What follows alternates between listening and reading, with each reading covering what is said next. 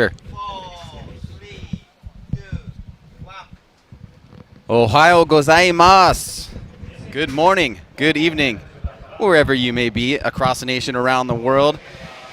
Get your strawberry haichu and your Big Boss coffee together because it's the G-Shock Presents Formula Drift Japan Championship Round 4 at OKUIBUKI Ski and Snowboard Park. I am your host, Ryan Sage, alongside judge and commentator Ryan Lantain. Now, Ryan, it's a beautiful day. We've had a little bit of weather over the weekend, but we had a tremendous qualifying yesterday. We'll get into some of the top 10 videos, but our number one qualifier, the young Kanta Yanaguida, really came out of the gate, blew everybody away with a 96. What do you make so far of the competition up here in the mountains? Well, right now we're watching practice. This is top 32 practice, so this is the very last practice session they have before they go out for competition, and Kanta's looking really good. He's kind of carrying through that qualifying, that really strong qualifying lap, and laying it down here today in practice. There are only a couple of drivers that are doing as well as him right now, so he has a great opportunity here, I think, in 32 at least, until he gets into the higher parts of the bracket where it might get a little more difficult. But it's looking really strong so far from, I think, him, Masuyama, and a couple of other drivers are pushing through in practice right now, looking pretty strong. But Ueo is another one that's looking really strong in the lead position. So I think we're going to have a great set of battles here today, and looking forward to watching this top 32. So final stages of the top 32 practice. 50-plus drivers entered competition, and now we've whittled it down to the top 32 as we're seeing the last few practice laps taken away. Ryan, you guys spent a lot of time last night in the top 32 drivers meeting talking about the lead driver's responsibilities and how incredibly that is important on this particular track, especially with outside zone number 1, getting the proper initiation, allowing the chase driver to have an opportunity to chase. We saw a lot of guys doing 2 or 3 or more movements before initiation. Why don't you talk a little bit about that before we get into competition, just so as we see the first battles go out, they know what you guys expect out of that initiation. This is something we've started instituting in the U.S. Over the last couple of years. Is since we have people doing the manji initiation, we have some people doing the straight line initiation, and now that we have the lead driver with the right-of-way, we need to make sure that the lead driver isn't doing anything that will impede the chase driver. So one of the major things we saw here especially was the drivers going kind of swaying up the hill before initiation. So they're doing 4 or 5, manjis before they actually initiate, and that really throws off the chase driver. They don't know the timing, the positioning. So we instituted this in the U.S. as well, a 2-move maximum for the initiation, which means if you're going to flick the car before you initiate, that's okay. You can flick it to the left and then initiate towards the right. That's fine. You just can't do multiple moves before then. And if the driver is doing that, it's going to be held against them pretty seriously. And if it's a very big infraction on the chase driver, it could even be an incomplete, an unchaseable lead. So it's very important that that chase driver have the opportunity to stay close up to initiation, or there's not going to be a tandem battle. So that's why we put so much emphasis on that. Outside zone 1 here is very important. In qualifying, it was worth 10 points, while the other scored areas were worth 5 points each. Now, it's important because it's difficult to achieve. It's difficult to get that car into that zone. There is a wall there. It's not a typical wall that we're used to, one that will move a little bit if hit. It's part of the mountain, basically. If they hit that, it's a big chunk of rock, and you can see there on the map where outside zone 1 is. We had a couple of cars hit it yesterday, and it does some serious damage, even at slower speeds. So drivers need to fill that outside zone 1, get into inside clip 1, and then transition the car to outside zone number 2. Now, outside zone number 2 is one that we're only seeing a few drivers fill this morning in practice properly, and that's going to have a huge bearing on competition later on today once we start that competition with the top 32 drivers. So outside zone 2 is important, and outside zone 1. The rest of the course flows really well. The only place we have a potential slowdown is at inside clip number 2. As the cars are going down the hill, they could potentially slow there and cause a bunch up with the chase driver. It's an area where the lead driver should be maintaining momentum and not slowing down. The finish line we did paint, but the rubber has been laid down over top of it pretty significantly in practice, and we just want to make sure that the cars are drifting over the finish line. All right, Ryan, let's get into the top 10 videos from qualifying yesterday. These were our top 10 drivers that landed those really important spots, not only for positioning in the top 32 bracket, but Ryan, also the points for the championship. We'll get into that in a little bit more detail about where we stand in the championship right now. But as this video rolls up, take us through the top 10 and tell us some of the high marks for some of these drivers. Yeah, this is Matty Hill here from Australia. He did a great job yesterday, and he's been looking really strong in practice today as well, getting the car where it should be on the track. And then we have Fujinaka here in his FD3S, looking pretty smooth as well, in 9th place. This is a car that is running on a set of small tires. They're narrow, small wheels, and yet able to lay down a pretty solid lead run. They're 15-inch wheels. I think they're 195s on there. So it's a very different setup than a lot of the other cars. But if you have a lightweight car with those narrower tires, it can work. And then going up to 7th place here with Kume, Shinji Minoa nabbed 6th place. You can see a great job there on outside zone 1. The cone hit's not really a big deal because we're looking more at where the car is on the track as opposed to the big trunk overhanging. And then we have Yamashita here in 5th place. Did a great job in his JZX Mark II, getting the car positioning. You can see that tire just leaving briefly there of outside zone 2, but as we get higher up here, you'll see the drivers filling that outside zone 2 more and more, and they were given more points for that, obviously. Jin Harino in 4th place in his S15, so watch him as he gets into outside zone number 2. Look at that rear wheel, see that, stays in the box almost all the way around. And that's what we're looking for in that area. The outside zone 1 and 2 are 2 areas that differentiate a lot of these drivers because not everybody's able to achieve those zones. So Masuyama here qualified in 3rd place, did a great job on zone 1, and watch his left rear tire in zone 2. Got a little wall tap, dropped the bumper, so that looked great. Didn't really have any kind of interruption in his drift. He tapped that wall, but it wasn't a consequence. Here's Andrew Gray burning all the way up the hill. Missed outside zone 1, but did well throughout the rest of the course. As we said yesterday, you can make a mistake in one area, but still have a high score based on the other criteria that the judges are looking at. So it doesn't mean that you have to be perfect everywhere, but look at Kanta Yanaguira. Great job in outside zone 1, bumper right over that yellow line, so the tire was close. Just touches inside clip number 1, tire on that outside line. Great job placing his car where it should be, and he was aggressive on throttle too, so he wasn't taking it easy, and that's what a lot of the other drivers tried to emulate as they went into their second qualifying run because they saw what Kanta did and the score that he achieved with that run, so people were trying to emulate it, but not really having the success that he did. Well, let's talk about the championship because it's important. With just one more round left to go after OKUIBUKI, we head to Okayama, which is a very high-speed track, probably one of the more challenging tracks that we go to. And at the time of the year that we're there, it tends to be a little bit colder. We've even seen snow there in the past. Right now, Masuyama has come on as the dominant series leader in the championship, 227 points. He's in 1st place, and in big part because he's really come on and improved his head-to-head game, especially his chase game. Koichi Yamashita in 2nd place, 197 points. After that win in Fuji, he surged right in that 2nd spot. And Andrew Gray, the 3-time champion, just outside in 3rd. Andrew Gray has done well here at this track before. He seems to do really well at almost any conditions, but he did have that early out in Fuji, which has pushed him back to 3rd place. His teammate, Sheng Nian, is not here this weekend. He has a personal matter. But, Ryan, what do you make of the championship so far? And do you have any favorites in your mind from what you've seen here in practice and qualifying from those 3 drivers in particular, given where they're locked in the bracket?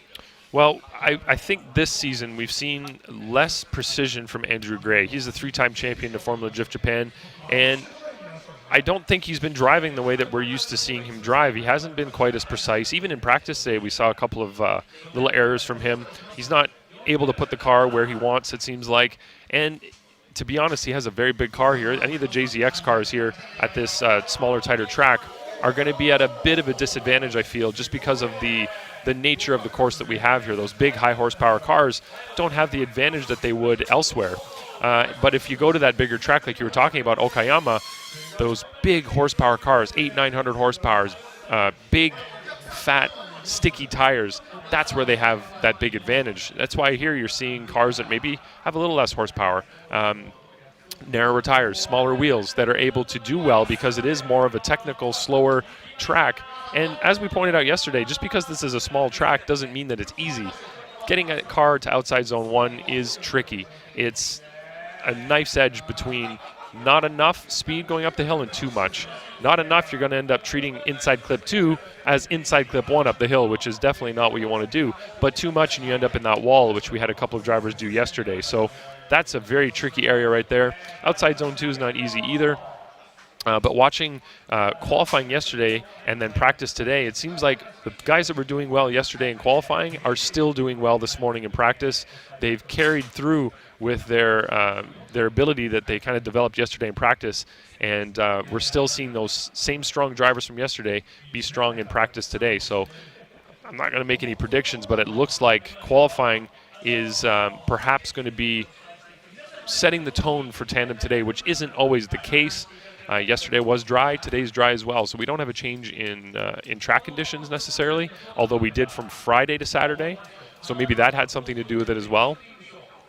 So it's going to be interesting to see how the drivers, maybe they're playing possum a little bit right now. Maybe they're in practice just saying, I'm going to not drive my fullest, because maybe the spotters are watching and I don't want them to see how great I can do. And just to point out right there, for those not familiar, that was Wataru Masuyama on screen there, walking over, getting ready for the top 32. You can see some of the cars. We've been told that we're running about 5 minutes late. We ran a little bit long in practice to give these guys a little bit extra time, and we'll be underway pretty quickly.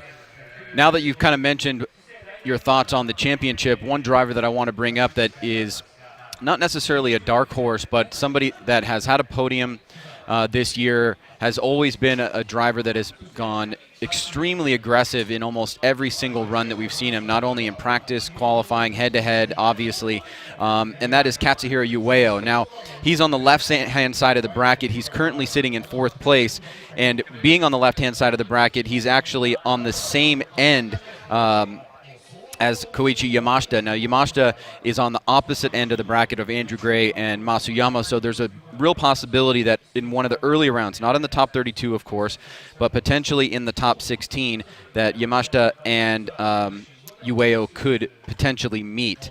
Any thoughts on Ueno, generally speaking, overall, and how he could play into this championship? Well, he's a real wild card, and we talked about him yesterday. He is a very aggressive driver. He drives a lot by feel. You can tell that he's not really very calculated in his driving, which makes him very entertaining to watch. But the problem with driving in that way is that it's not always repeatable and it's not always consistent. And that's what makes him the wild card, because from time to time he can put a run together that just blows your mind and nobody can keep up with.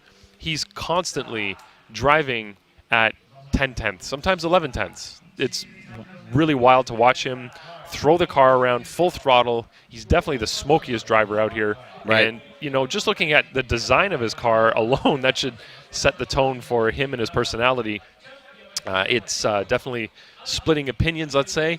It's not the kind of design that will appeal to everybody, but it definitely looks wild, and it's kind of the car version of him, I feel like. I agree with that. Not everybody loves his driving style, but you can't argue with how entertaining it is to watch. So he could definitely throw a wrench in anybody's program today, just with how fast, aggressive, on throttle, and really pushing the boundaries that a lot of other drivers aren't comfortable doing. He doesn't seem to care if he wads his car up, which is really fun to watch. So it's going to come down to whether or not he's able to be consistent through the battles today. I know he's going to try. You just watch him drive onto the course during practice. He comes around that little corner, gets on the track. Everybody else might do a little bit of tire warm-up down the hill. He earlier went full throttle, full smoke, all the way down the hill towards the start line. And it's so outside of the norm when you look at what the other drivers are doing, but that's just how he operates on a daily basis, it seems. Well, it is 9:08 local time here in Japan, 5 o'clock p.m. Pacific Standard Time back in Southern California. 2:08 in the morning in Madrid. We've got fans all over the world watching the live stream. We appreciate it. A lot of fans also from Australia cheering on Matty Hill, who has had a a punctuated season, not a full season this year, but has come on the past few events, has looked pretty good. We'll see him on the left-hand or the right-hand side of the bracket later on in the top 32. There you can see some of the cars starting to line up as we head down and begin our first battle. We will see Kanta Yanaguira as our first driver up against Tomoyuki Kitashiba, which is a driver you would recognize quite a bit. He's going to be that driver right there in the front with the neon yellow and blue Sunoco Goodyear 86. So we've got the first few battles getting ready to go. You're looking at the Team Paddock and Pit. Just right above that is the Vendor Midway, along with the Freestyle Motocross and tons of really great food here. It's been a really fun venue the first time we came here. The beautiful stream that runs off the mountain is something that the drivers go right across when they're leaving outside Zone 1, coming into the parking lot area, and then go back down. And we've seen some, let's be honest, really fantastic and crazy crashes in that area. The K-rail that's been laid on this track, some of it is permanent, some of it is semi-permanent, but it really does not move. Yesterday we saw Sunju Cho go really hard into that wall that was really maybe 18 inches away from that ravine that goes down about 20 to 30 feet to the stream below. So as we see some of the cars heading out, you can imagine that as we build up into competition, we're certain to see some pretty crazy action along with a few wrecks. It seems to be par for the course here. It's a tight course, and the gearing ratio needs to be really set up properly. And we saw a lot of drivers, Ryan, in practice, maybe not really thinking about what you guys had mentioned is really required from the lead driver, which is to fill those zones, those outer zones completely. Try not to run away from the chase driver, but really do your best in the lead position. And I'm hoping that sank in last night so we get the best possible drifting, because you really do need a good lead to have a fantastic chase. Yeah, we were talking with the drivers yesterday about loosening their cars up a little bit maybe, because it seems like some of them are way too grippy. As we mentioned yesterday as well, we have something like 12 or 13 tire brands in this series, and as we said again, this is the wild, wild east in terms of tire regulations, and not only the amount of tires, but the level of the tire compounds is just out of this world here in Japan. And some of these cars are insanely fast because of the tires that they have. Sure, everywhere in the world you've got cars with a lot of horsepower, but the amount of grip from these tires, sometimes it seems like they develop too much grip for the drivers, and they need to try to dial some of that grip out, because it makes it very difficult to drive around the course. It's hard to get the car to go out wide consistently where you want it to go when the tires and just the overall setup of the car is too grippy. So, we kind of recommend to some of them, hey, you might want to loosen that car up a little bit. It seems like you're fighting the car. You're not able to put it where you need to put it. And, from qualifying, you should look at your score and say, there may be a problem there. I'm not really getting the line score that I want to get, or I can't get the car to angle properly where I need to. So maybe I should adjust some of these things, because when it comes to tandem competition, as we compare lead to lead, if that other lead driver is able to put his car where he needs to and fulfill those lead driver goals, clearly they're going to have an advantage, and that's not what you want going into a battle. You want to be able to put your best foot forward and put the car where you need to put it. Well, that's us up there. Hello, how are you? We are sitting up on top of a kind of a balcony made up of really big granite boulders up on top of the parking lot up here. So we are looking down upon the lower parking lot, and also the long run up that comes from the start line down there. And it's interesting, Ryan, you mentioned the kind of the pseudo tire wars that are going on over here. To contrast that, we have a much different setup in the United States, where from a governmental agency perspective, tire manufacturers have to go through a pretty broad process and tell the treadwear rating and where it can be sold, and go through a lot of different things to get tires to be sold in the U.S. Here, there's not something totally similar, but from a historical perspective, tire manufacturers here have really been doing a lot of R&D and engineering to try and find the grippiest tire, and there's oftentimes a lot of really crazy compounds that get used. So we have over 13 manufacturers that we've counted that participate in Formula Drift Japan, all with the different compounds, different tread patterns, and it's really created a really interesting dynamic. So we will talk more about that, but let's get our first battle underway here. It is going to be Kanta Yanaguida versus Tomoyuki Kitashiba, and there they are, ready to go. The number 1 qualifier versus the 32nd qualifier. And I believe there's a pretty big spread in points between the two of them. 96 to, I don't know what Kitashiba's score was, but it's a pretty big gap. So the chase driver is allowed to leave the gate early. Yanaguida taking that kind of straight line approach, 1-2 stepped into the initiation. Nice job on that first outside zone. Kitashiba takes that lower line to try to gain proximity. You see him coming over the bridge now, wrapping back around. Kitashiba's going to spin out after inside clip 1, go off course. Now Yanaguida does need to finish the run, and he does do that. Let's take a look at what happened there, Ryan. It looked like Kitashiba may have got lost in the smoke, didn't have his transition set up properly. Let's take a look at it again. Yanaguida did a pretty great job up in the lead position. He did hit inside clip number 1 pretty aggressively, I'd say. But look at his initiation there. He did his little bobble side to side, gets the car to angle. Good job in outside zone 1, as he's been doing. Goes by inside clip 1, and as you said, I think maybe Kitashiba got lost in that smoke, and he just, the old muscle memory isn't what it should have been, let's say, and he rotated the car a little bit too early and ended up going 4 wheels off course. So that'll be an incomplete for Kitashiba in the chase position, and now Kitashiba is going to have to lay down a heck of a lead run to try to phase out Yanaguida in the chase. So your number 1 qualifier continuing to excel here, 1 step away from moving on into the top 16. Kitashiba with an incomplete. And he will have to do some heavy lifting here to try to take out the young Kanta Yanaguida. Here we go. Second run. Kitashiba burning out off of the start line. Straight line approach.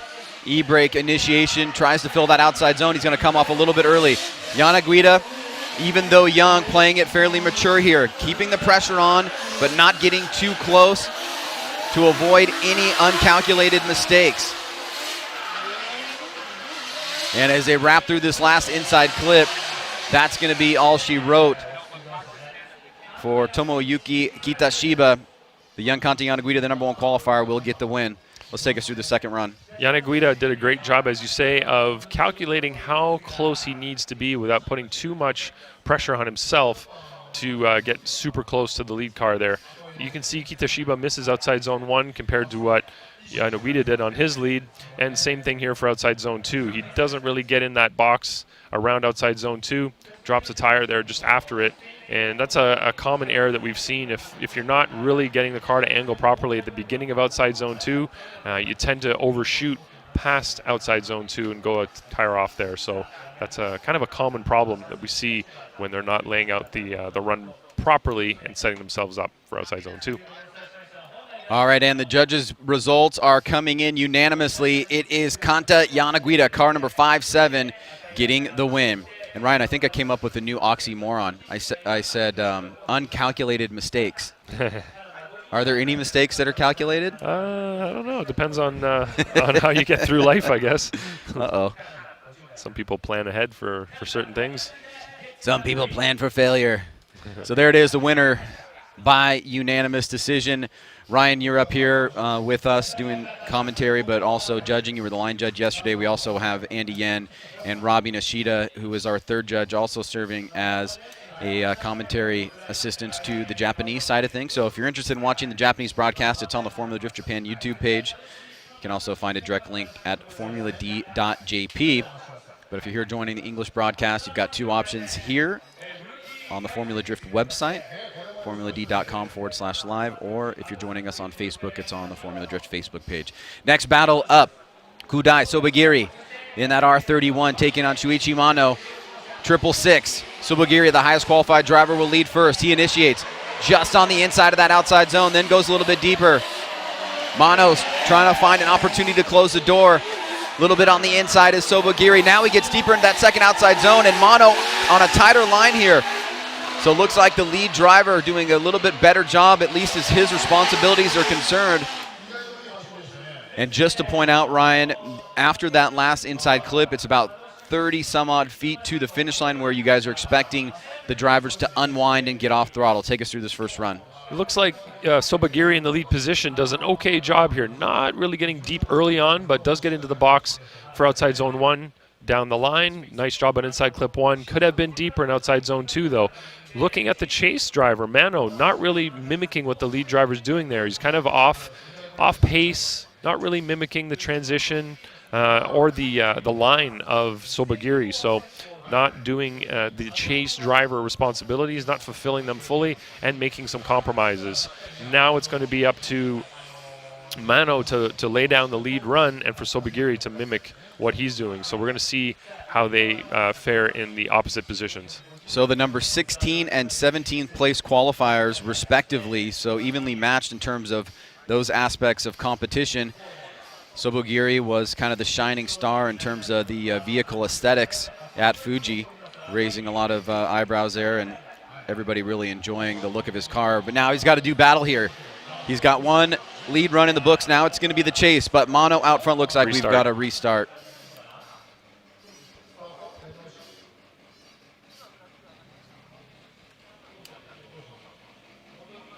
So the restart light is on this. There's a pole with the number 4 on it. So parking lot number 4, you can see on the screen right now, parking lot number 5. So it's the one just up from that. That's where the restart light is, and there's also a flagger there. He has a red flag. So in case you don't see that really big, bright light, he'll wave the flag and make sure that the drivers do get back to the start line without initiating, so we don't have to do a tire change. And we are seeing Sobagiri go back to the end of the line to turn around. No sign of a competition timeout, thankfully, so we'll get this battle underway. Second half. Suichi Mano, 666. Hudai Sobagiri, number 31. Light is triggered. And here we go. Mano out of the chicane. Sobagiri, tip to tail.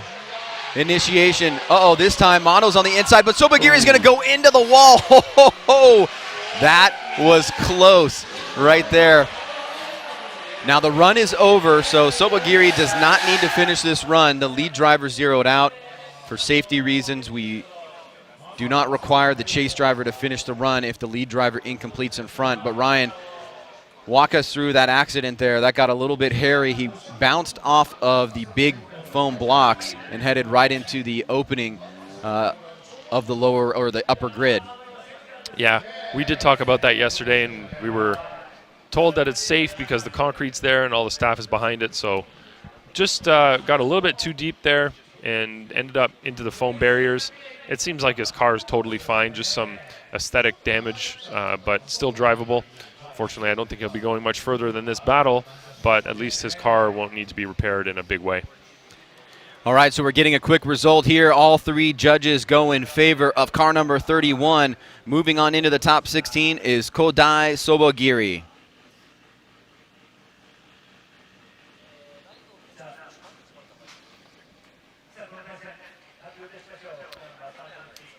All right, so two battles, two quick unanimous victors. And our next pair up, you see them there.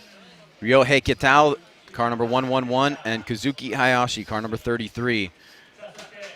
One of three members of the Droopy team, the other two being the 85 Truenos that you'll see later on.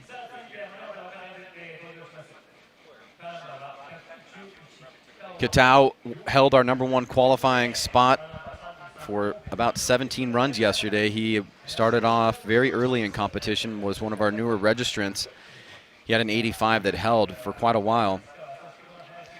Coming in at 25th place is Kazuki Hayashi. And final preparations here.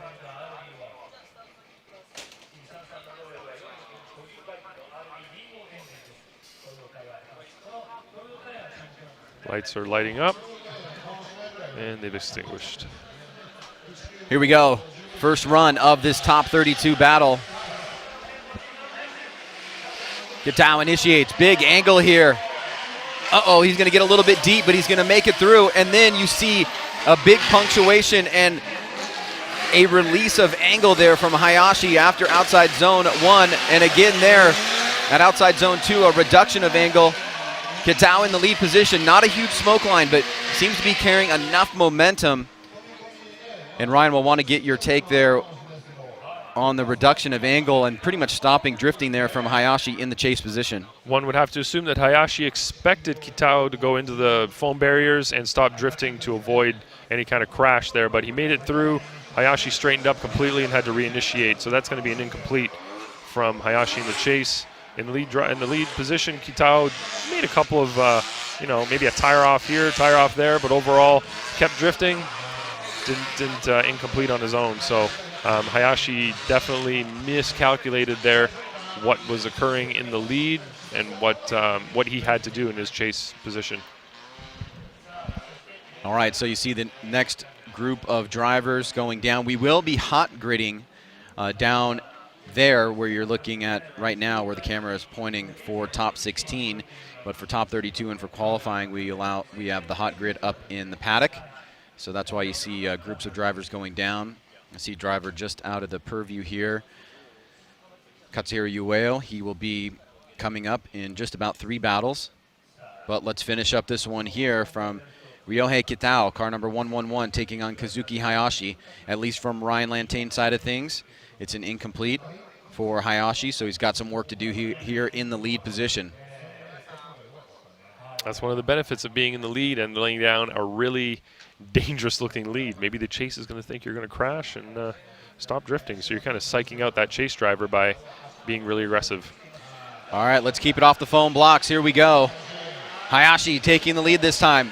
Big angle, but he's going to be way on the inside. Completely miss outside zone 1. Kitao seemed like he reacted late to that, but Hayashi was really on a shallow line there. Much better on outside zone 2. Kitao is starting to fall way back now. Out of the picture here, not making it easy on himself, but Hayashi from the onset really missed that first outside zone, and that seemed to throw Kitao off. Let's take a look at this again, Ryan. Kitao got out of the gate a little bit early there. Looks like he thinks, or he knows that he's got the slower car, but what happened on run number 2? Well, in terms of the lead car doing what they're supposed to do, Hayashi's not even close to where he's supposed to be. He was a car length, maybe more, inside from outside zone 1. Outside zone 2, he does slightly better, misses the beginning of it, only gets into the box near the latter half of that zone. So not really fulfilling the lead car responsibilities. And on outside zone 1, if you're skipping that zone so aggressively, that's going to put the chase driver at a huge disadvantage in that area, because that is an area where they need to get deep, and if you're kind of shortcutting it there while the chase driver expects you to go wide, that's going to be a really big, let's say, advantage for the lead driver in terms of proximity. They're going to be driving away from the chase driver. That's what we sometimes consider, trying to get away from the. All right, so it looks like Kitao gets the win, car number 111, and it was unanimous. It was unanimous. Another unanimous decision here for car 111. He'll be moving on. So the top 32 bracket starting to fill out here as we will move on to our next 2 drivers. You see the first one there at the line. That is Manabu Fujinaka, car number 888, having a strong performance yesterday into the top 10, qualifying number 9. And of course, you're going to love this. Yoshitaka Ogane, car 24. It's one of the other RX-7s in the field, so we've got a nice little Mazda RX-7 battle going on here, which should be really fun to watch. It's going to be a loud one. It's going to be a brap brap. Ogane in practice was doing very well yesterday, but then when he got to qualifying, he just wasn't able to put together all the aspects of a good run and ended up only qualifying in 24th position. So Fujinaka definitely out-qualified him by a large margin here. So it's 9th place for Fujinaka, 24th for Ogane. But if Ogane can put together some of the runs that he was doing in practice in tandem today here, he may have an opportunity to knock Fujinaka out. But we have to have them doing well in both the lead and the chase. So Ogane is going to have to be able to mimic what Fujinaka is doing on this first lap of the battle. So let's see how they can fare in their respective positions. Red light on. When it goes off, they can go. Lead driver needs to wait until the light extinguishes. Chase driver can get out anytime he wants. Here we go, the RX-7 battle underway. Nice little snap there from Fujinaka. Ogane follows in line, keeps it close here through inside clip 1. Nice transition back around, but he's on a little bit of a tight line there on outside zone 2 is Fujinaka. Ogane takes advantage of it right up into the pocket, keeping it close, pushing even further down the hill, and that's a great chase run there and an overall solid battle between Manabu Fujinaka and Yoshitaka Ogane. We always say that we need a great lead to have a great chase, and in this case, the lead was not that great. There was some definite errors there from Fujinaka in the lead. You can see here he leaves outside zone 1 early, although he was in it at the early part of it. But watch outside zone 2. Missed it entirely. In some cases, not even really close at all to it at the beginning there. But in the chase position, you've got Ogane putting on the pressure, staying close. He had a slight reduction in angle near outside zone 3, but for the most part, put on pressure to Fujinaka throughout the entire run, mimicked what he was doing, and when Ogane went when Fujinaka went offline, Ogane followed him offline and went where he was going, mimicked him, line, angle, and transition as well. So pretty good job from Ogane there. Fujinaka could have been a lot deeper in a couple of those zones, but let's see what Ogane can do in his lead run now. Second half, they switch things up. Ogane in the lead position. He gets a good jump out of the gate. Fujinaka better keeping his eye on him. Nice snap there, big long e-brake pull, but he stays pretty tight into that outside zone. Just coming off a bit early. Super tight on inside clip 1. Outside zone 2 is going to be really important. Does he do it better than Fujinaka? Looks like he does. Fujinaka now starting to fall behind, and this looks like that the scales are tipping in the direction of Yoshitaka Ogane. This might be our first upset of top 32, Ryan. It looked like Ogane did a better job on outside zone 1 of filling that zone. You can see his right rear tire in the box right from beginning to end. So look at that, did a great job there. That would have been about a 9 maybe on line for that zone right there. Better job on outside zone 2, although he wasn't in it all the way around. He filled a little bit at the beginning, kind of missed the middle, and then got back into it near the end. So good job there in the lead position from Ogane, but Fujinaka in the chase was not really mimicking that well. He seemed like he was off pace, off mimic as well, so not ideal from him. And the scores are coming again. It's another unanimous decision. Car number 77, Yoshitaka Ogane defeats Manabu Fujinaka, and as you said, our first upset of the afternoon.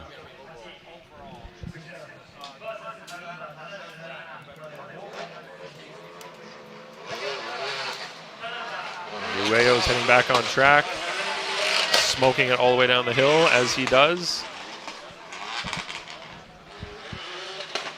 And Batman's S15. And we have another S15 that looks pretty wild as well, but this one's white. Is that GGG on the side? Also a pretty wild looking body kit. Not as wild as Ueno's, but it's still, there it is. You can see it there with the orange wheels. Pretty wild, pretty wide. The driver in the lead position at the start line right now, that is Jin Harino. Had a great qualifying yesterday, coming in just outside the top 3 in the number 4 position. So car number 17 looking solid here this weekend. The driver you see warming up in the background there, that is Yusuke Kusaba, car number 938. Very, very close to being knocked out of competition, but was able to slot in his second run to drop him into the 29th position. So this is number 4 and number 29 qualifiers from yesterday.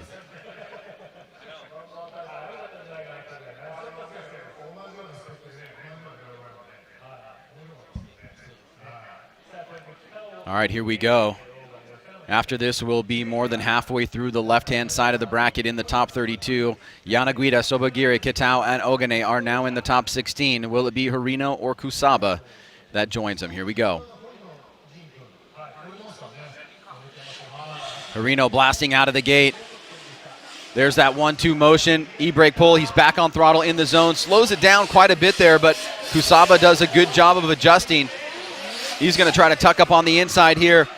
Harino looking like he's drawing a good qualifying line, stays deep into outside zone 2, pushes to outside zone 3. Let's see how he ends up down this final inside clip. And not a bad lead run. Looks like he had a little bit of a reduction in speed on that big, long e-brake pull, Ryan, but seemed that Kusaba made a decent adjustment there. Let's take a look at this one more time. Kusaba seemed to adjust really well, like you say, to that e-brake pull. So right here as he initiates, pull, pull, pull, off again, but then another pull right there. So he did slow a little bit more than we'd like to see, but Kusaba adjusted nicely, and he took that opportunity to get close to Harino. Here, Harino does a great job on outside zone 2.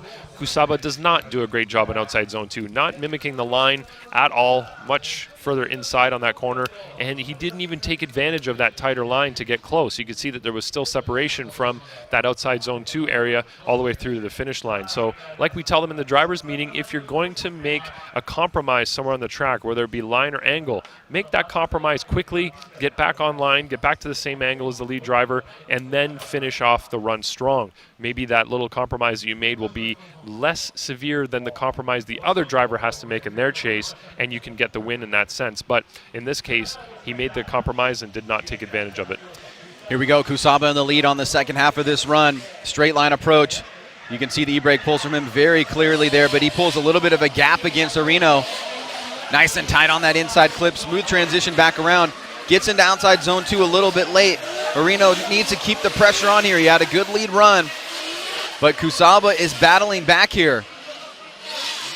So the scales maybe shifting to Harino in run 1, but maybe back in Kusaba's direction or close to neutral for run number 2. Ryan, what's your take? Kusaba did a better job in outside zone 1, it looks like. He did have some handbrake pulls, like you said, but look at his line, right on that yellow line. The tire was looking like it was right where it should be going through that zone. Right here, not quite as good in the beginning of outside zone 2, but he did get into it a little bit later. And then looking at how Jin Harino is mimicking just slightly further behind, maybe he did a better job of mimicking what Kusaba was doing throughout the run, despite not being super close. But look at Kusaba's chase. He wasn't super close either, while also making some big compromises on line. So chase to chase, Harino may have the advantage there. Lead to lead, Harino actually pretty similar there. You know, maybe Harino did a better job filling outside zone 2, where Kusaba only filled the latter half of it. So Harino may have the advantage here overall. Well, you guys are once again on the same page across the board. All 3 judges go with a one more time battle. So battling back there. Ryan, I assume that was your vote as well, right? 1 second. Well, it is at least a one more time from 2 of the 3 judges. I'll confirm whether. Ryan, did you go one more time? No, I went with Harino, actually. Oh, okay. They both went one more time, okay. So I was just asking them quickly about that. So split decision, yep. 2 one more times, 1 for Harino, but it will be a one more time majority rules.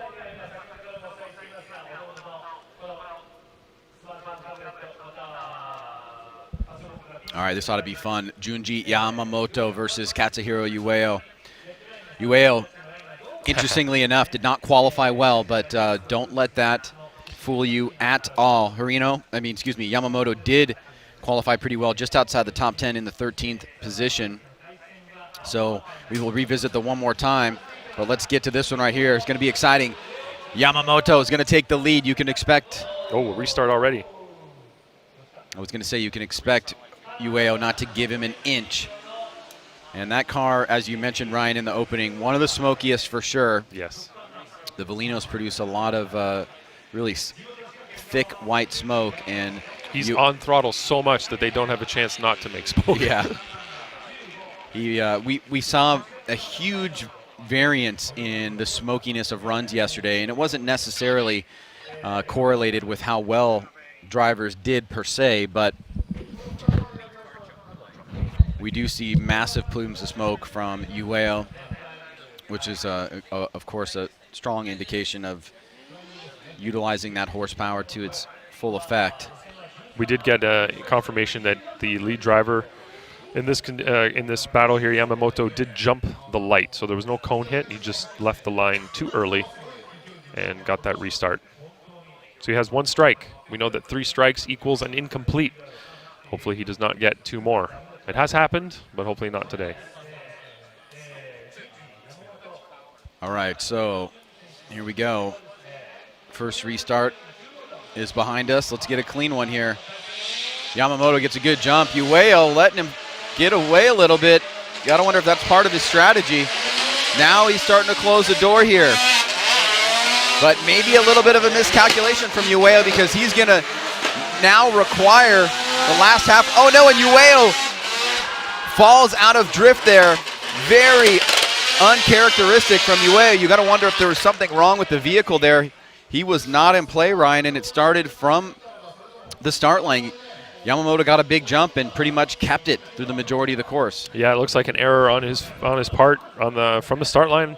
He did not have proximity at all. Should have been way closer. And if he had, he would have taken advantage of Yamamoto's errors. Yamamoto did not fill outside zone 1. Did a better job on outside zone 2. But you can see here it looked like Ueo was maybe trying to catch up. Got a little frazzled there, and maybe it was a misshift. Straightened up. And it'll be an incomplete from me anyway for Ueo. Definitely stopped drifting there where he should not have been straightening up. Clearly not supposed to straighten anywhere, but that was too severe to overlook. And that'll be an incomplete for him from my side anyway. All right, so pretty sizable deficit, at least at first pass, for Katsuhiro Ueo. He'll now take the lead. Here we go. Second half of the battle, Ueo blasting down the front straight. Straight line initiation. He's back on throttle towards the end of the zone. Yamamoto does not want to give him an inch, and he's staying in it. He almost makes a mistake, slides to the outside, and oh no, he overshoots outside zone 2. And what was a big advantage for him has now gone in the opposite direction. He loses drift here at outside zone 2 and then unwinds it before the finish line. So Ryan, walk us through what happened here. This may have been a blessing for Katsuhiro Ueo. Yeah, look at the way Ueo blasted up the start, from the start to outside zone 1. He fills outside zone 1 really well. He is on throttle all over the track. Look at the amount of smoke, the aggressive driving, and he knows that if he does that kind of run in the lead position, it's going to be hard to follow because he's laying down a really great aggressive lead run. And in the chase, Yamamoto is not able to match what he's doing, over rotates at outside zone 2, straightens up, goes essentially 4 wheels off there. Definitely an incomplete from him. So let's watch the overhead. Look at where Ueo's putting his car. Great job on outside zone 1. Draws a nice arc to inside clip 1. Rotates the car nicely for outside zone 2. Gets through there really, really well. And looks like we've got a big advantage from Ueo in the lead position. All right, Ryan, so it is unanimous. All 3 judges go in the direction of Katsuhiro Ueo. He avoids disaster, and he gets a lucky break here by an over-aggressive Junji Yamamoto, who had pretty well secured a strong advantage after run number 1, but Ueo is the definitive winner on run number 2 because of the incomplete by Yamamoto. Right, let me make it clear there. In that situation, since they both incompleted on their chase runs, we just scratch the chase runs altogether. We go to the leads. Who did a better lead run? And in that case, Ueo did a much better lead run. You could tell it was way more aggressive, way more precise. And that's the difficult part here, is being precise while being that aggressive. That's what the guys had a lot of trouble with in qualifying yesterday. Kanta Yanaguira was able to be aggressive but be precise as well. That's what gave him that number 1 qualifying spot. So good job for Ueo there. He didn't give up, went flat out, got the win. Got away with a mistake that he can now think about and improve going into the top 16. He'll now be able to go back to the pit, enjoy the halftime break, and get ready for top 16 opening ceremonies, which we'll see after the halftime break. But now we will get the safety car back and repositioned, and we will revisit this one more time battle between Jin Urino and Yusuke Kusaba. 2 judges going in favor of, one more time, 1 judge going to Urino. The number 4 qualifier seemingly with the advantage on his side. Here we go. Urino 1-2 initiates, e-brake pull, lets it float out. Nice job on outside zone 1. Kusaba again was on the inside. Now Urino deeper into outside zone 2. Kusaba gets a little bit held up. Now he falls back a little bit. Urino this time around making his lead run look a little bit more solid and complete, with Kusaba maybe not having the same oomph that he had in his chase run in keeping that pressure on. One of the things we talk about a lot amongst ourselves is drivers using the decel areas to catch up to the lead driver. And in this case, we don't have severe decel areas on this track, but it looks like Kusaba is trying to catch up in a couple of areas where you know that the lead driver is going to be kind of slowing down a little bit, and that's one of the areas right there. Outside zone 2, you know there's going to be a little checkup on speed there a little bit, and Kusaba was still closing in, kind of had to get on the brakes, over-rotated a little bit, and then fell off again in the chase position. So not really timing his movements well. He's not mimicking what the lead driver is doing, and he's not anticipating where that lead driver is going to be going, accelerating and slowing, and it's causing him to have problems in the chase. All right, so now switching things up, Kusaba will take the lead. This time Marino really needs to keep the pressure on here. Nose to tail, good initiation there by Kusaba. He also does outside zone 1 pretty well. Stays in it deep. Arino this time much closer to the back bumper. Kusaba a little bit of a hold up there into outside zone 2, but Arino adjusts. He's right on the right rear tire of Kusaba. He's on a tighter line, and he gets around both of them through that final inside clip.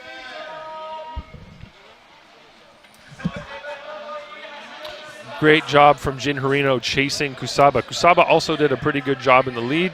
He got himself into outside zone 1 nicely. Got the tire right on that yellow line pretty much all the way around. Did a great job of accelerating and decelerating in the right position, but missed outside zone 2, unfortunately. Kind of slowed down there near the end of outside zone 2 because he had the wrong arc. Didn't fill the beginning of outside zone 2 and started to go wide near the end of it. Now to avoid going off, slowed down a little bit there, and then got back on throttle. But Jin Harino was not fazed by him at all, and he ended up being nice and close all the way through. So Jin Harino gets the win, number 17, after that one more time battle. Unanimous victory there, all 3 judges in agreement this time around. So after the one more time battle, we see Arino battle back. That should give him some confidence there going into the top 16. He's going to need it going up against Ueo. We saw what Ueo was capable of in that previous battle, so we're going to have to see Harino on his game to outdrive Ueo.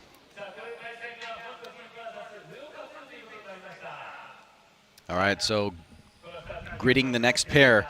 An incredibly important battle for the driver on the left-hand side of your screen. Koichi Yamashita, the winner of Fuji Speedway just a few weeks ago, taking on Akihiko Hiroshima, car number 67. He was our 28th place qualifier. Yamashita, number 5. He has had a strong season so far, and he wants to continue it right here. The drone just fell down. Did you see that? I did see that. That was cool. Hope it's okay. All right, here we go. Yamashita out of the gate. Hiroshima keeping it pretty close. And coming up, nice job floating it in there, but the front end washes out. A big mistake there from Hiroshima. Meanwhile, out front, incredible lead run here from Yamashita. He fills that outside zone 2 and 3 without too much of a punctuation or adjustment, leaving the wall from outside zone 3 to inside clip 1. But Ryan, obviously our attention pretty much going to be focused on the big mistake from Hiroshima in the chase position after outside zone 1. You're right, Ryan. The mistake that Hiroshima made there could have a big implication in this battle for him. So look at Yamashita getting the car to angle. Could have been deeper in outside zone 1, but that's where Hiroshima straightened up, had to reinitiate. In the lead position, Yamashita doing a pretty decent job in outside zone 2. Filled it mostly from beginning to end. And then you can see Hiroshima just trying to catch up in the chase position. Yamashita doing a pretty great job in the lead. So definitely Hiroshima is going to be at a disadvantage right now. He's going to have to lay down a really great lead run. He's going to have to pull a Ueo here. He's going to have to really psych out Yamashita and hope that Yamashita makes a mistake in the chase. And when he does his lead, he's going to have to make sure his lead is better than what Yamashita put together. That's the only way that he can really have an advantage here going into this next part of the battle. And you never say never in drifting, but Yamashita is a seasoned veteran in the chase position. He, I think, has the advantage here because he can dictate the pace that he wants to run, knowing that there's an incomplete from Hiroshima. He's going to keep it somewhat conservative here. Keep his eye. Oh, once again, same thing, same part of the course. Okay, the run is over. Yamashita automatically gets the win here because it's 2 incompletes for Hiroshima. And that's the second car that tried to get over there to that Trailblazer inside that parked area. And you see the flagger shutting down the run as Yamashita comes over the crossover there. So very odd from Hiroshima. Same place in both the lead and chase position. That could be a symptom of a very gripped up car again, trying to get in there and trying to go really deep in the zone. And if you lift a little too much, trying to get the car to float, it doesn't want to float. It just grips and wants to go straight. So let's take a look at it again. Ryan, tell us what your impression. I mean, obviously we know what happened, but yeah, you can see here, gets the car to angle, and it does look like it's just very, very grippy, and that's the symptom of a lot of cars these days. Everybody tries to go faster and faster, more grip, more grip. Sometimes that is not the way to go because the car becomes undrivable. It's just not the kind of setup that can be adapted. The driver can adapt to the lead driver, or in this case, even put down a lead run. But typically it becomes a problem in the chase position where the lead driver goes a little bit slower maybe, or does something that causes the chase driver to have to make a slight correction, and then at that point when they get off throttle, it just grips up, no more drift. A little bit too much trance. Yeah, it does happen. All right, so our last battle of the left-hand side of the bracket, Mazakazu Hashi taking on Kazuya Matsukawa. This is yet one of the other members of the Droopy team. And Hashi, the better of the two qualifiers, coming in at 12th place yesterday. Sending out our next group of drivers, which include three-time champion Andrew Gray. He will be our first battle on the right-hand side of the bracket. There's Hashi. You can see Matsukawa in the background, car number 99. He'll be our chase driver. Car number 84 had an 84 in qualifying. That's what kept him pretty high overall. And he will take the lead here. Last battle, left-hand side of the bracket. Here we go. Valino versus Dunlop. The Team Droopy guys have been having a couple of issues getting around the track. We've seen it in practice, a lot of spins. So hopefully we see Matsukawa here able to hold it together.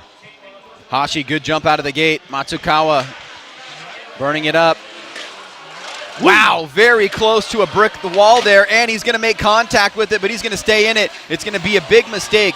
That was a very close initiation, scary almost from our perspective, how close he was to the brick wall and the K-wall on that initiation, but he pushed a little bit too hard there, Ryan, and I'm sure that a lot of your attention and focus is going to be on outside zone 1. Yeah, it'll come down to whether or not that was an unchaseable lead from him. So let's watch here in the video. He did hit the 2-cone, which is pretty wild. It's only like a foot away from the concrete barrier there. He does stay on throttle, but does make a pretty big correction in the lead position, which may have caused the chase driver there to make that correction as well. So I'll have to have a talk here with the other guys and see what they're feeling about this. Yeah, it does seem like he was on an arc that was not natural after he hit that big foam pad, and it looks like it does pinch off Masakawa. Now, Masakawa is on a tighter line there. He should be following the lead driver, so you could say that in some instance perhaps it's shared. But, Ryan, what did you take away from the other two judges? Well, we kind of talked about the whole shared fault thing. It looked like the Matsukawa was not in the right position in the chase, while the lead driver also made an error. So it could be a shared fault thing, but I'd like to watch that drone shot again, as we missed it because we were talking to one another, but we'll get it again. Here it is. So we want to look at the attitude of the lead car, what he was doing, how bad the slowdown was. But yeah, you can see that it's definitely two errors that combined into one big error from both of them. So it's a line that's like this and a line that's like that. Yep. It's it's like the letter A, and then the one on the inside really a tighter arc. Yeah. Not really where he's supposed to be either. So not really mimicking what the lead driver is doing. So that could be a shared fault on that one, as they both were not doing what they were supposed to in their respective positions. All right, so let's pretend. Let's clear our minds, and that means let's just focus on this run. If it is a shared fault, then it would be who did better in this run. Yep. All right, here we go. Matsukawa in the lead, Hashi chasing him down. Both drivers know they cannot leave anything on the table. Nice little snap there from Matsukawa. Hashi trying to close the door, coming over the center section. Nice inside clip by Matsukawa. He's on a much tighter line on outside zone 2. Hashi follows him as well. Now he's keeping it close in the chase position. Oh no, but he's going to unwind it and nearly make contact, so getting aggressive. But the aggressiveness cost him because the line was shallow and he had to pull out. So let's take a look at this once again. Yeah, looking at what Matsukawa did in the lead position, he wasn't doing too bad at all. But looking at the chase, Hashi definitely put himself in the wrong position, not really getting his car where it should be. And I think that's going to be what seals it for him. You can see here that he's getting way ahead of where he should be. He actually gets slightly ahead of Matsukawa there and just has nowhere to go. Gets himself blocked, essentially, by his own driving. So it is confirmed Matsukawa, our car number 99, does get the win.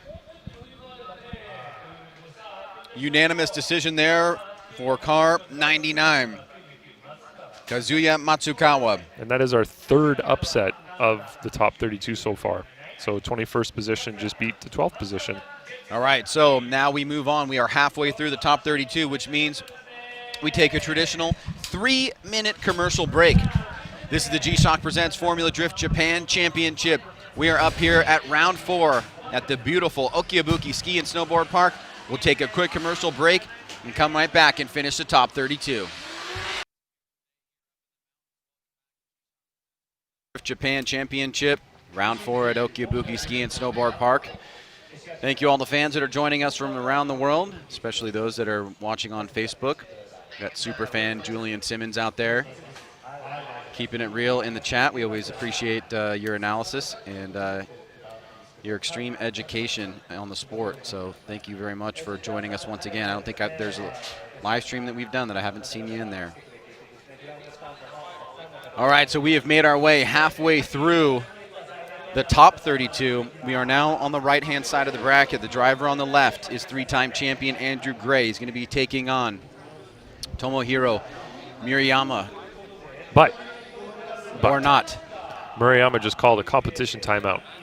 Okay. So, competition timeout, for those unfamiliar, is the one and only opportunity you have to call what equates to 5 minutes of extra preparatory time to work on your vehicle in the case of some kind of damage or repair that needs to be made either prior to or during your competition run. And he is still in the burnout box, broken. He's waiting for a tow truck to come get him because the car broke. You can see it just beyond the tower back there, or the arch. He's kind of stuck in the burnout box, broken, so we're going to have to wait for the tow truck to go get him. And I guess we're going to skip to the next battle, Kenji Yamada versus Yuichi Amagai. All right, so that is official. We are seeing the tow truck go off in the foreground there, which means that that is not very good news for Tomohiro Murayama. We'll have to wait for the tow truck to get down off of the competition course to assess what's going on. Typically how that works is once the competition timeout is called, if the vehicle is nowhere near their pit area, the tow truck or whatever vehicle is needed can take them to their hot pit area, and then the 5 minutes would start as soon as they get hands on the vehicle. So that does mean that we will move Andrew Gray off of the start line. You can see the starter signaling to him now. And that's right, Ryan, we'll be moving on to our next battle, which is our 15th and 18th place qualifier. Kenji Yamada, car 888, versus Yuichi Amagai, car number 19.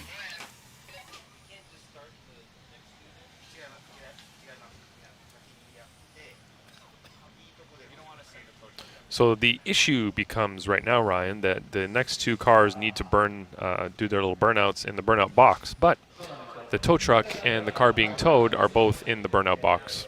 So we're going to have a bit of a delay here as we wait for the tow truck to put that car on a flatbed, get it out of the way, and then the other two cars can start doing their burnouts, and then we can get the next battle started. All right, well, this might be a good time for me to drink some green tea and eat some crispy Oreos, maybe down a few high chews. What do you think about that? I think that's a great idea, Ryan. All right. What flavor are you rocking over there right now? This is orange. This is grape. So these are a different type of haichus. I'm used to the ones in the package that are square. Yeah, these are the singular package. Yeah, okay. The package within a package. Package within a package. So popular here in Japan. So remaining drivers on the right-hand side of the bracket that you may be familiar with, you saw Andrew Gray. We've got Tetsuya Kume and Monkey Ito, our next battle up. Then we'll move on to Australian driver Matty Hill. He'll be taking on Tadahiro Fukada. We've got our current series leader, Wataru Masuyama, is going to be taking on Benjamin Chiam, the lone Singaporean in competition this weekend. As we mentioned at the top of the broadcast, Shang Nian actually had to attend to a personal matter, so he is not here this weekend. And we do know that it should be a one-time thing, so he'll be back for Okayama. And then after that, we'll move on to Kazuhiro Kubo and Daisuke Hara. Shinji Minowa, our number 6 qualifier, taking on Hiroki Vito. And then our final battle of the top 32, Hayato Miyoshi versus Yukiko Ishiguro. So depending on what time it takes for us, that's unbelievable. Look, Mr. Iwata's in the back. Yep. That guy you see down on the screen, that's actually the owner of FD Japan. And the reason why I'm making light of it is because it's unbelievable the amount of work that he does for somebody that's in his position. He's down there moving a car. Yep. He came up here, now that we have time. Usually what happens is the U.S. crew that flies in, we fly in on Thursday morning, so we get in about like 5 a.m. in the morning. He doesn't send somebody to pick us up. He picks us up himself, and then he will drop us off at a hotel. We'll sleep for a little bit. Then we usually, depending on where the venue is, if it's within 4 or 5 hours, we'll drive. He personally drives us those 4 or 5 hours. We usually do truck stop ramen along the way, and then we get to the venue, and then we start setting the venue up, so laying blocks, painting, all that kind of stuff. Not this time. He actually came up here on Monday by himself, laid all the blocks by himself, and painted the whole course by himself, which was after he had been racing in an 86 Cup the day before. And then when he got done, he was a bit too tired to drive home, so he left his car in Nagoya in a parking lot, took the Shinkansen all the way back to Tokyo, and then and then we took the Shinkansen up to Nagoya to pick up his car, and he drove us up here again. So the guy's unbelievable. You think about work ethic. First one up, last one to leave. It'll be the same thing here tonight. We tell him to chill and take it easy, and he's got a lot of people working for him that that can help him out. No, he doesn't. He doesn't. He's the hardest working man anywhere he goes. He comes to Formula Drift in the U.S. and starts painting the track before we have the chance to sometimes. That's true. That's true.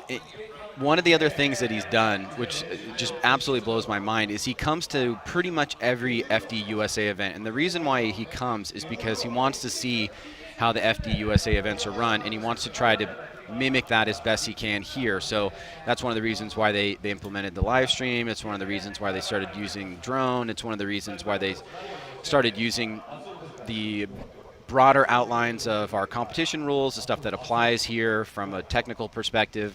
He also judges the event while it's going on behind us, makes all of his notes and compares his judging to our judging, discusses it afterwards with us to make sure he understands where we're coming from, gives us some of his input as well after the event, just to let us know how he feels about how the competition went, how the judging should have been or could have been, or where he agreed with what we were doing.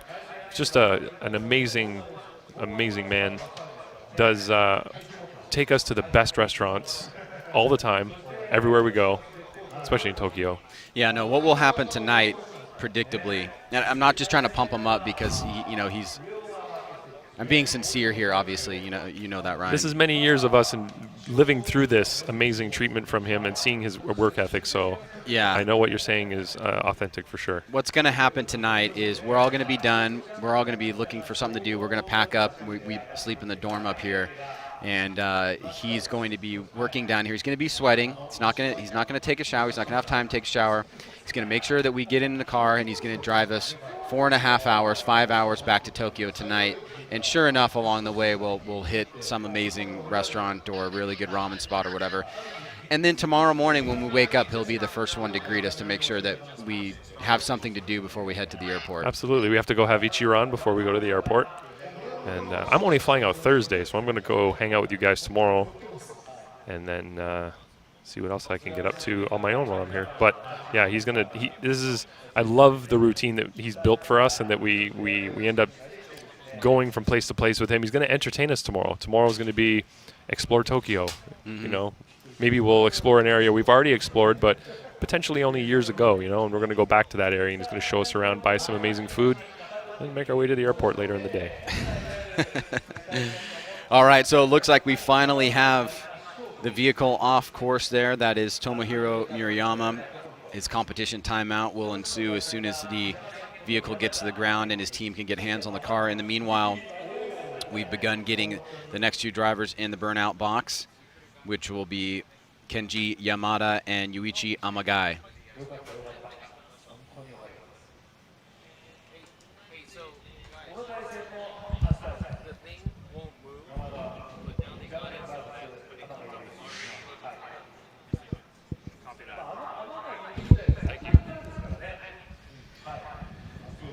Well, if you're joining us from somewhere in the United States or somewhere in North America, what will happen after we finish the top 32, we'll have about an hour and a half to 2 hour halftime break here, which will be off air, and then we'll be back for opening ceremonies and the top 16.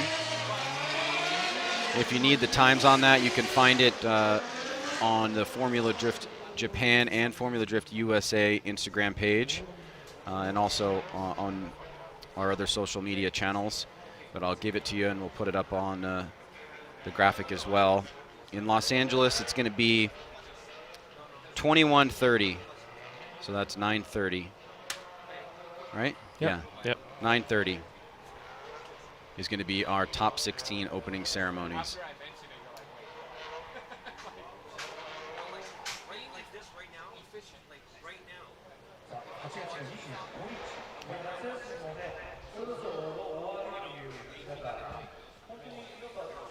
All right, here we go. Let's rock and roll. Kenji Yamada, car 888. Yuichi Amagai, car 19, just finishing up in the burnout box. Both drivers were qualified about mid-pack yesterday, 15 and 18 respectively.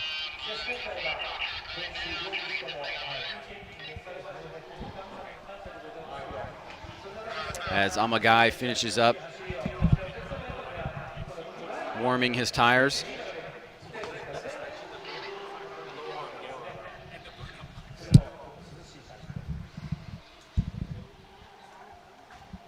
So Murayama is getting to his pit area. They're taking the car off. They're going to start working on it. Apparently he broke a lower arm in the burnout box, lower suspension arm. You could see that he was having a hard time turning the car to try to get it onto the tow truck there earlier. So it's should be a relatively simple fix, but it's an odd place for it to break. I guess it's better there than while sliding sideways up towards a big wall up here at 60 miles an hour. So it just seems like a very slow speed maneuver that he was doing there for it to break. All right, we are underway after a little bit of some downtime due to the vehicle malfunction of Murayama. Let's get this battle underway. Both drivers ready, lights being cued.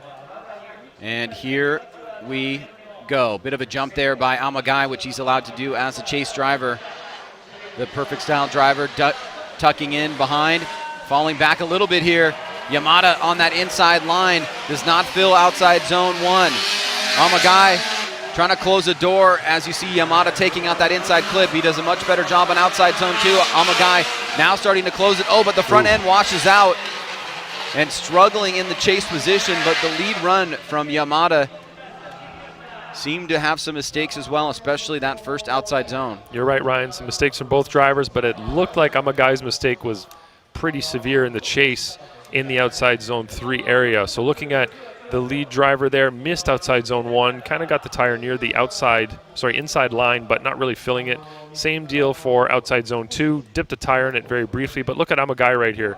Comes straight, drives, and has to reinitiate. That could potentially be an incomplete from Amagai in the chase.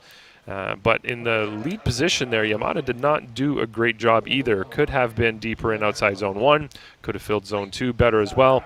Didn't do too bad through outside zone 3 to finish, but the major point, of course, is Amagai's pretty serious straightening in the chase.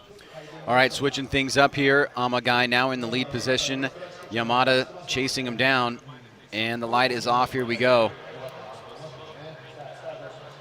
Through the chicane is Amagai. Gets his 1-2 step there. Initiates, does a much better job on outside zone 1. Back bumper comes unlatched, but he's center punching that inside clip just at the edge of outside zone 2. Let's see how he pushes the outside zone 3. Yamada keeping him honest here, not letting him run away, and does get close there towards the end. So taking a look at it one more time, Ryan, give us your evaluation of that second run. Well, it's a shame that Amagai had that problem in the chase because his lead run, look at this initiation, snaps nicely to angle, fills outside zone 1 really nicely, did a great job there. He did unfortunately hit that inside clip 1, but good job on zone 2, didn't fill it fully, but did a much better job than Yamada did in his lead. Unfortunately, Amagai with that pretty big deficit on his chase run is going to have a hard time overcoming that mistake, as Yamada did a pretty good follow there. He didn't really have a lot of compromises. He was on the same line, making angle as well. So here we have our results coming up now. And all 3 judges unanimous go to Kenji Yamada, car 888. He defeats Yuichi Amagai, car number 19. He is out of competition. So I'm just hearing on that competition timeout, they have 3 minutes remaining, and we're hoping that they can get that part changed out. They're working hard on it, but 3 minutes remaining. All right, so we've got our next battle underway in just a second here. The first driver up on the start line is Tetsuya Kume, our number 7 qualifier. He's going to be taking on Manki Ito, qualified 26th. We did just get information that Murayama, the one that took the competition timeout, it wasn't an arm that broke, it was the knuckle itself. So it only has about 2.5 minutes maybe left of that competition timeout, so he's got to hustle and get that fixed as soon as possible. All right, the MCR Factory Valino driver on the left-hand side, Tetsuya Kume. Kume's been laying down some great runs. In practice, we've watched him be very aggressive and pretty precise as well. You can see there he qualified 7th yesterday. Hopefully he can hold it together today in competition here and keep that good driving up. Drivers ready, drone ready. And here we go. A little bit of a jump there from Ito. And Kume, nice little snap there. Lets it float, but he's a little bit short on that inside or that outside zone. Ito following his line pretty well. Now he's going to tuck up a little bit on the inside as Kume accelerates and moves away from Ito. Second half of the run, pretty strong there in terms of dissipating the proximity that Ito was starting to get on outside zone 2. So pretty clean run overall. Mistakes on both sides, so let's take a look at this again. Kume taking chances in outside zone 2. Ripped his bumper off on the wall, tearing up those banners. See that initiation? Pretty decent initiation, but not really placing the car as wide as he'd like to there in outside zone 1. Watch him here. Little rub on the wall, almost ripped that banner off, but he did take the bumper off. Did a good job in outside zone 2, and that's where Ito did start to fall off. Not really matching the speed, the pace through there, and not really able to match the line either. So big deficit for Ito in terms of the chase responsibilities through that area. Unfortunately, it's not going to be ideal from him, but he's going to have to lay down a better lead than Kume did. So that means he's got an opportunity in zone 1. He can go deeper there because Kume did not go super deep. In outside zone 2, he's going to have to go deep because Kume did. He went deep enough to rip his bumper off and not affect his run. It was just enough to kind of grab that little banner on the wall. So he's going to have to make sure that he's precise in the lead position. Kume, on the other hand, needs to do what the lead driver is doing. So good proximity and good mimic. All right, so an opportunity for both drivers here to make a point of difference. One last track worker getting off course here to secure a couple of loose items that came off with that wall hit. It looks like we are pretty much clear to go. Watch the light.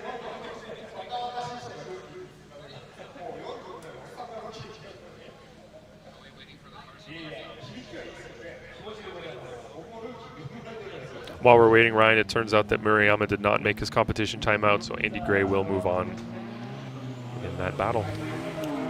All right, so some news there before we get to this. Here it is. Ito initiates big, long e-brake pull, and he's way inside, so he did not do what he needed to do there to make a point of difference on that first outside zone. He's even shallower here on outside zone 2. And look at Kume keeping the pressure on. Unwinds a little bit of angle, but the aggression is there. And it looks like that is going to be more than enough to get the job done. Ryan, what do you think here on run number 2? I agree with you, Ryan. He did a great job in the chase position. Kume positioned his car the way he should. He didn't take any unnecessary chances in the lead position. Just as you said, Ito did not better what Kume did. So you can see he was way off outside zone 1. And outside zone 2, no better. So he did not better or even match what Kume did in the lead. So he's definitely at a deficit lead to lead. Outside zone 3 here even, he's off the wall considerably. So lead to lead, Kume for sure. Chase position, Kume did an awesome job of matching what Ito was doing, even though Ito was not doing what he was supposed to do. So Kume adjusted, adapted, and did a great job in the chase position. Lightning bolt to the right or to the left. Bing! Tetsuya Kume, car number 88, unanimous across the board. He moves on. He'll be facing the winner of this next battle, as we also see the next group of drivers head out onto the track. The next battle is Matthew Hill taking on Tadahiro Fukada. Hill had a pretty good qualifying session yesterday, ended in 10th position, so strong performance from him. Fukada, a little bit outside the norm for him, 23rd. So this still is going to be a tough battle for both drivers here, as now we will get this one underway.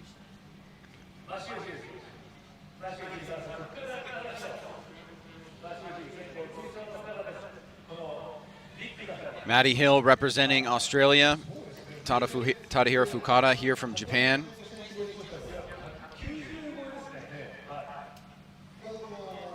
We mistakenly said that Matty Hill was from New Zealand yesterday. We apologize for that oversight, but we have rectified the situation today. Yes. Yes. Indeed. Indeed. It's a scourge on us. One of those countries down there in the South Pacific, I don't know. Careful. All right, here we go. Matty Hill will take the lead against Tadahiro Fukada. Gets a good jump. Straight line approach from Hill. Snaps it to the left-hand side. And gets a great outside zone 1. Beautiful execution there. Very smooth drifting into that second outside zone for Matty Hill. But Fukada is keeping the pressure on from that second outside zone. Here goes Hill. Puts on the blasters and moves ahead. Just taps that inside clip, but overall, one of the better lead runs I think we've seen, Ryan, because it was fairly complete. He got that first outside zone, pretty good in the second outside zone, and seemed fairly smooth and consistent throughout. Yeah, really smooth run from Matty Hill in the lead here. Look at his initiation. Could have been a little snappier, but did a great job rotating the angle, getting to outside zone 1, filling it nicely. Tight on inside clip 1, gets in the box at outside zone 2, gets out of it a little bit early and kind of gets back in near the end there. But great job from Matty Hill in the lead. In the chase, Fukada, he's there. He's not really putting a lot of pressure on. He's more or less matching what Matty Hill's doing in the lead, just not putting the pressure on that you'd like to see, but didn't do anything wrong necessarily in the chase. You know, he was pretty much matching the line, the angle, just not with the amount of proximity you'd like to see. So Fukada's got his work cut out for him now. He's going to have to fill outside zone 1 as well as Matty Hill or better. And then he's going to have to do, he does have an opportunity there in outside zone 2 to better what Matty Hill did. So if he fills it from the beginning to the end, he will have an advantage for that one specific area there. But he's going to have to be smooth. He's going to have to be pretty aggressive through the run to match what Matty Hill just did with the smoothness that Matty Hill just exhibited. Second half of the battle underway here. Fukada out of the gate. Matty Hill's going to want to keep him close. Good initiation there. Fukada fills that outside zone, but Hill is right there door to door, keeping the pressure on, just tapping that inside clip. Now coming up on the inside. Good line right there following. Fukada is Matthew Hill. And really good execution overall. Nicely done there in the chase position. Fukada not too shabby, but really a lot of the tension seemed to be on Matthew Hill, not letting him get away, matching the line and angle. Ryan, what's your take on run number 2? Yeah, this is only the second time we've seen Matty Hill in competition, and he's proving to be pretty strong. So look at Fukada does a decent job on outside zone 1. In fact, Matty Hill's right there behind him, but Fukada misses outside zone 2 altogether, and that's going to be, I think, his biggest downfall in the lead position. You can see that he had a little bit less angle there leaving that zone, but Matty Hill is right on him, putting on the pressure and matching line and angle as well. So Matty Hill is really exhibiting that lead and chase responsibilities and showing that he's kind of mastered them both in adapting to a lead driver that is not doing everything they should be doing. And quickly, the results swing to the right for Matthew Hill, car number 96. He moves out of the top 32 by defeating Tadahiro Fukada, one of the veterans of Formula Drift Japan. Now, that was a good battle. It was not to say anything bad about what Fukada did. He was doing a good job, just not as good as Matty Hill, right? Sometimes as you get paired up in a battle, you can do, like a 90-point run, but if that other guy's doing a 95-point run, it's going to be hard to beat it. But it just comes down to the luck of the draw sometimes. And unfortunately, Fukada doing a decent lead and chase, it wasn't terrible, just didn't have the advantage there because Matty Hill was just doing that much better. Right. Well, we see our 3-time champ at the start line, Andrew Gray. We heard from you, Ryan, earlier that the driver, Tomohiro Murayama, was not able to make his competition timeout. He's out of competition. That means that this will be a bye run for Andrew Gray. And I don't know if this is good or bad for Andrew. I think I hear what you're saying, Ryan. What some of the things you're talking about in terms of the relative inconsistencies that we saw from Gray. Is this another practice run for him, and is it helpful, or would it have been better for him to face somebody in head-to-head competition to get the juices flowing in that sense? See, there you go. Well, it was a good run from start to almost finish. Yeah. He did a much better job on this run that we've seen from him over the weekend so far. He filled outside zone 1, filled outside zone 2, got through 3 really nicely, and it just stalled up there at the finish line. But overall, that was, I'd have to say, the best run I've seen from him all weekend.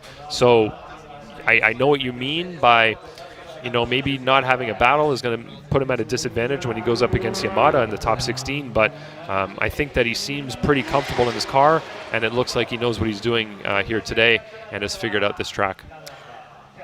Halfway through the right-hand side of the bracket, which means we are 3/4 of the way done in the top 32.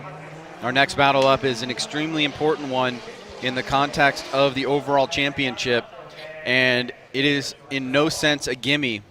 Benjamin Chiam struggled yesterday in qualifying. He came in at 30th place, but we have seen him be a very strong, fast, and aggressive driver in this 2019 championship season. So he's going to be taking on our current series points leader, Wataru Masuyama, who has been fairly open with his aspirations to make it over to the United States and compete in Formula Drift stateside. In fact, he was in Seattle walking around. May not have noticed him if you were not a fan of FD Japan, but those that did know knew that he was there. But this is not a gimme by any stretch of the imagination. Masuyama has certainly come on very strong this year and really improved in his overall game, especially in the head-to-head matchups. He's known for being an incredible lead driver, but Benjamin Chiam is fast and aggressive. Here we go. Masuyama, nice initiation right into that outside zone. Oh, and it pops out of gear. Definitely lead car's mistake in that situation. Looks like a mechanical issue perhaps. He's still not on throttle. The car's just kind of rolling through. Watch the rear wheels here. You're going to see as soon as he gets back on throttle, it stops immediately. It looks like it may have just popped out of gear or something, but no, I think it's worse than that, Ryan. You can see it. The car, the way it jerked as he was back on throttle, it looks like he broke something there. Could be transmission, could be differential, could be axle, could be. Yeah, as soon as he got back on throttle, it basically stopped. So yeah, you could see the car snap back. It wasn't a slow. Kind of did like a jerking motion. So that's definitely something broken. We've got the tow vehicle out here that is going to yank him off the track, I'm presuming. And we'll see what happens here as soon as we get him into the paddock area and we can get Kevin looking at his car, figure out what's broken, and we'll give you whatever information we get as soon as we get it. Well, let's walk through the scenarios very briefly, Ryan, until we get called to a commercial. I'm not sure if we will or not. But so it's an incomplete, most likely for Masuyama. I know you said it was, and I'm sure the other two judges are going to go assess fault. Yeah. And that means that if he's sitting with an incomplete going into his chase run, assuming that he's able to get to the chase run, that would require an incomplete from Benjamin Chiam. So we're nowhere near that just yet, but as we mentioned coming into the battle, how important this was for the overall championship lead. This would mean that if he gets knocked out in the top 32, he most likely will either give up his championship lead or be very close to giving it up, depending on what happens with Koichi Yamashita, who's already into the top 16, and Andrew Gray, who's already into the top 16. So really interesting times here for the championship chase.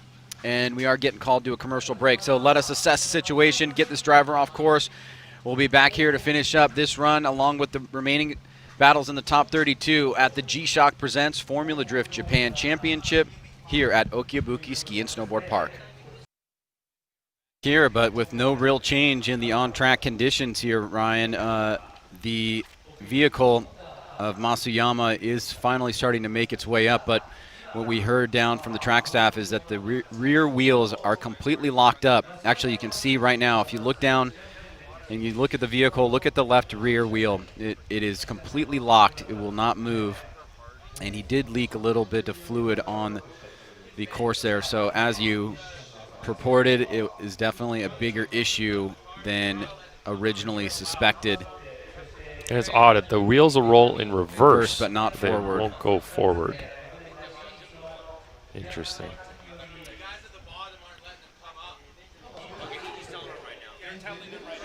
Yeah, so we're going to try to get this off the track here. We're going to get it jacked up, slid over. We do have some go jacks we could put under those rear wheels, but they just couldn't get the jack underneath of it until they got it halfway up onto the tow truck here, so they're trying to get it jacked up now. And yeah, of course, we do have a little bit of an oil spill as well, so they're going to try to get that cleaned up while we're doing this also. When it rains, it pours, Ryan. Mm-hmm. I like when we come back from commercial break and then we're ready to go. Not when we come back from commercial break and we're still here. Yeah. So bummer for Masuyama. Yeah, that looks like maybe one of those things that can't be fixed in 5 minutes, but yeah. I'm not a mechanic, so I don't know. It just looks pretty severe.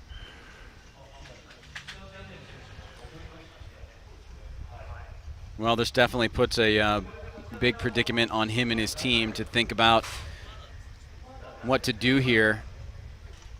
Obviously, they're going to want to utilize the competition timeout, but is it a futile exercise, so to speak, or is it a possibility that they can actually get something done? All three of you guys have assessed fault to Masuyama, so he is sitting on an incomplete, meaning that Benjamin Chiam would be able to take his lead run, and he would only need to get through that run without incompleting, and he would move on into the top 16. So he is looking down the barrel of a shotgun right now, so to speak, with regards to his competitive future at this round. And it's crazy how quickly the tables can turn. Yes, it is. Yeah, he qualified third, Wataru Masuyama. Benjamin Chiam qualified in 30th. Big difference here in terms of points, you know, the scale from one to the other. But you can't really overcome a mechanical issue that happens this seriously on track. So it's There we go. They're getting those go jacks out of there now that they got the vehicle straight, and they're going to drag it back up onto the tow truck. And hopefully we can get him off the track now.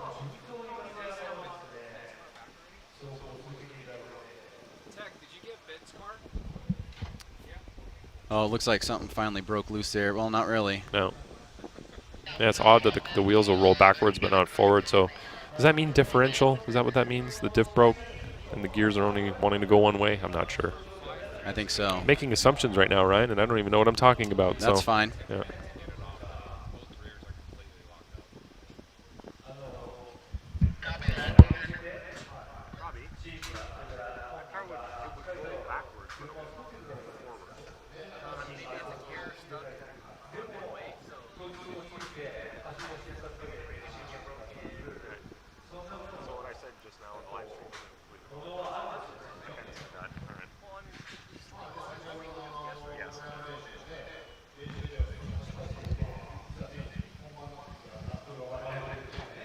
So my mechanically inclined friend, Robbie Nishida, did confirm that perhaps our assumptions are correct.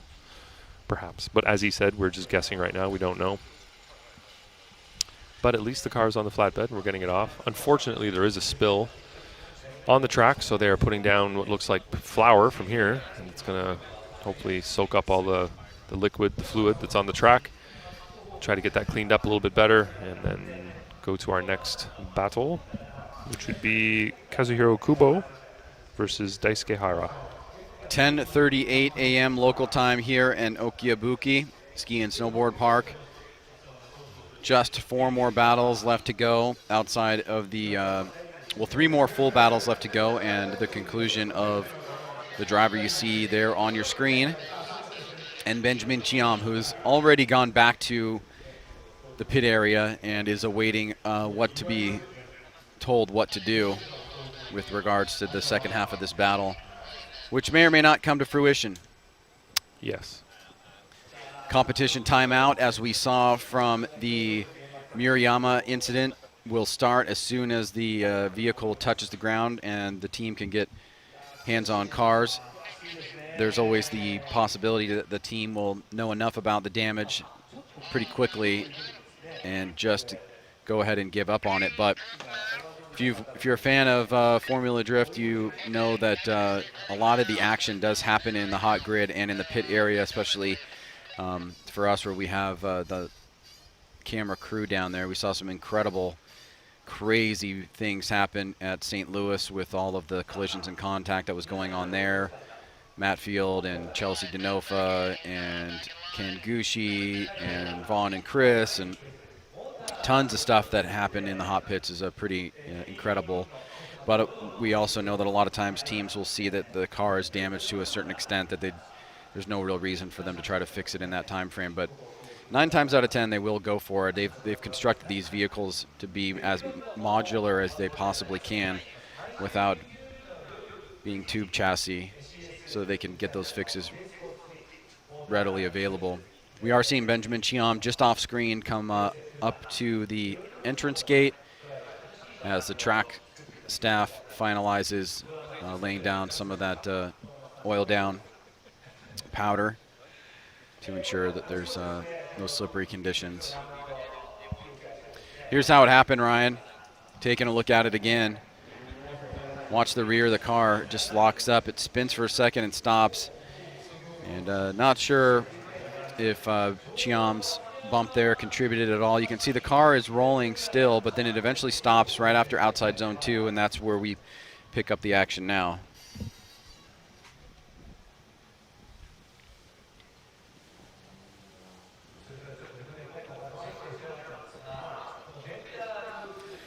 Nice little crowd out here making it up. I was out running this morning and went down to the bottom of the hill, and there was a nice line of cars, hundreds of cars driving up. It was pretty fun to see tons of modified vehicles, and you know, if you spend some time here in Japan, you hear some people say that you know, young people are not getting into cars as much, but you know, you come to these events and you certainly see a lot of enthusiasts, so it's quite encouraging.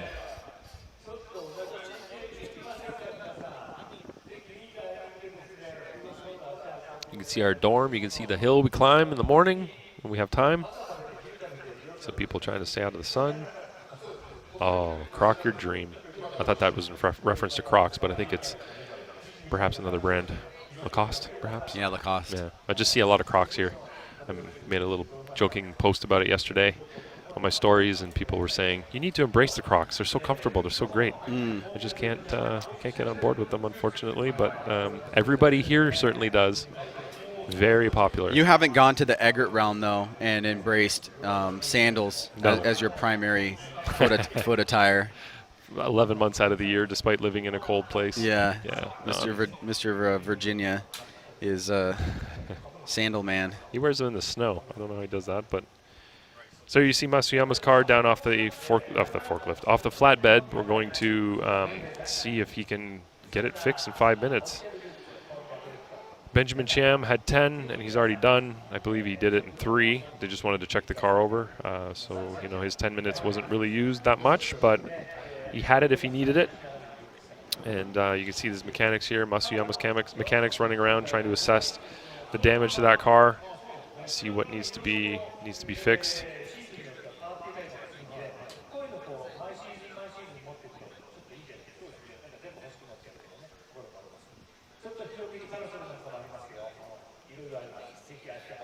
The way they're moving around, it looks pretty positive. It looks like they have a plan. There's the diff that he's so elegantly carrying. And looks like they're going to make a go of it, Ryan. They're going to try to get that thing changed out in 5 minutes. I promote that. We do have cars in the burnout box right now. All right, so at least we know we're going to get the next battle underway. You'll see the 2 drivers heading to the line, which are there and there. That's Kazuhiro Kubo and Daisuke Hara.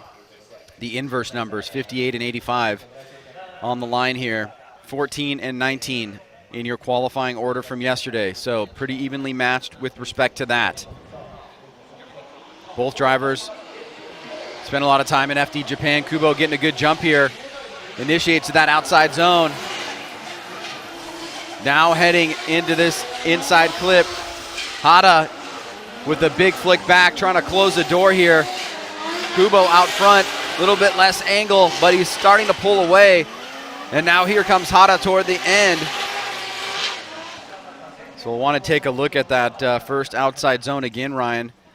But what stood out to you in run number 1? Well, there's not a whole, there's nothing glaring, let's say, put it that way. Did an okay job in outside zone 1. I think he could have done better there in the lead position. Outside zone 2, looks like he got into the box slightly, but then left it and got in it very, very late when a tire off, reduced some angle.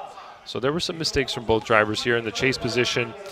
Hara is not really in proximity, not mimicking very, very well what's going on. You can see his line was even tighter through outside zone 2 than Kubo's was in the lead. So not mimicking all that well either.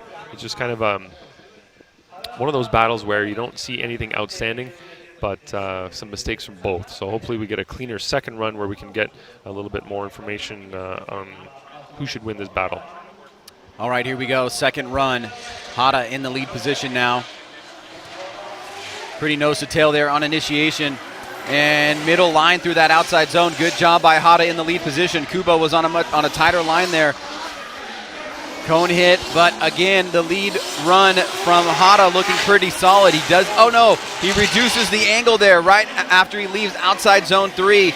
And that quick punctuation allowed Kubo to gain some proximity. But let's take a look at this again as Hada was looking pretty solid in his lead run. It looks like Hara maybe hit the wall at outside zone 3, causing him to straighten up and having to reinitiate. So let's watch here on outside zone 1. Gets that right rear tire into about the middle of the box. Yeah, not too bad there on outside zone 1. Kubo is in the chase position, not really on the same line, kind of a little bit tighter.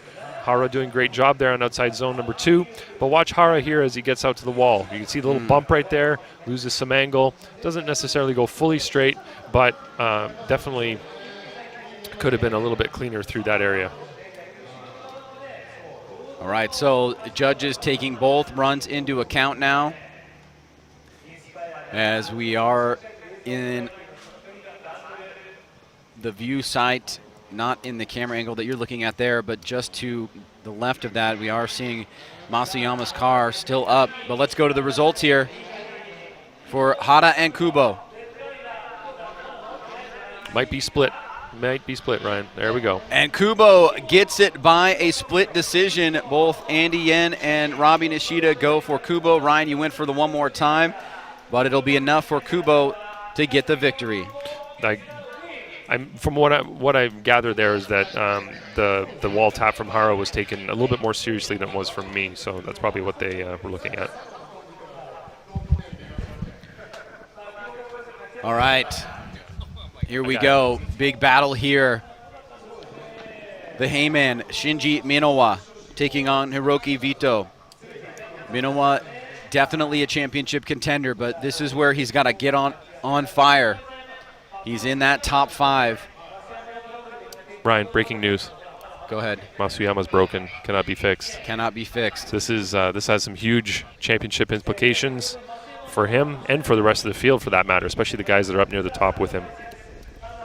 Well, breaking news, as you say, Ryan, both literally and figuratively there. Masuyama breaks out of competition. We saw the incident there replayed a number of times. And that will mean that opportunities to close the championship door exist for drivers like this in the lead position. Shinji Minowa in the top 5 right now. He can explode at this event and close the gap. Gets that initiation into outside zone 1. Fills it pretty well. Vito was on a tighter line there. Now he's trying to gain some proximity, but Minowa gets into that outside zone and stays deep. He makes it difficult for him. And even though Vito's got proximity now, he did it by taking a tighter line. So he sacrificed a little bit to gain proximity, but he's now going to have to come back with a solid lead run because Minowa checked off all the boxes in the lead. Great lead from Minowa. Did a good job in outside zone 1, getting that right rear tire in the box through the whole thing. Great job in outside zone 2 as well, which is a tough one to get. So outside zone 1, right around the middle of that box. Not too bad at all. Right there, nice and tight on inside clip 1. Watch this tire here. All the way through outside zone number 2 in the box. Perfectly done. In the chase, Vito, like you said, making some compromises, not really mimicking the lead driver's line and trying to make those compromises to gain on the proximity side, which is so important from the chase driver. So a good start there for Shinji Minowa. He'll move to the chase position here. Hiroki Vito was fighting, made some mistakes, but kept some proximity after outside zone 3. He'll now have an opportunity to try and better the lead of Shinji. Here we go, second half of the battle. Near the end of the top 32. Good initiation there. Let's see how he does. He's going to be a little bit shallower on that outside zone. Let's see if Minowa attacks after the inside clip. Vito does a pretty good job on that second outside zone, however. But Shinji is trying to not let him get away. Vito puts the gas down and moves quickly through that final inside clip. But you have to think that both the lead run of Minowa is better, and he may even have edged him on the chase. Let's take a look at it again, Ryan. You're right. I think that Minowa did stand out in the lead position. You can see Vito here not filling outside zone number 1. He did get the tire in the box a little bit later, but not as well as Minowa did. Even on outside zone 2, you can see Vito kind of gets out of the box and back in. Minowa filled that whole thing. Right here, Vito pulls out a lot of angle, and you can see him pulling away from Minowa, so that's going to be a compromise in the lead position in that area. Shinji's doing the best that he can in the chase when the lead is making those compromises, and I think that Minowa's going to pull out in front here in this battle. Slide him left for Vito, right for Minowa. All 3 judges unanimous. Shinji Minowa moves on into the top 16. Car 90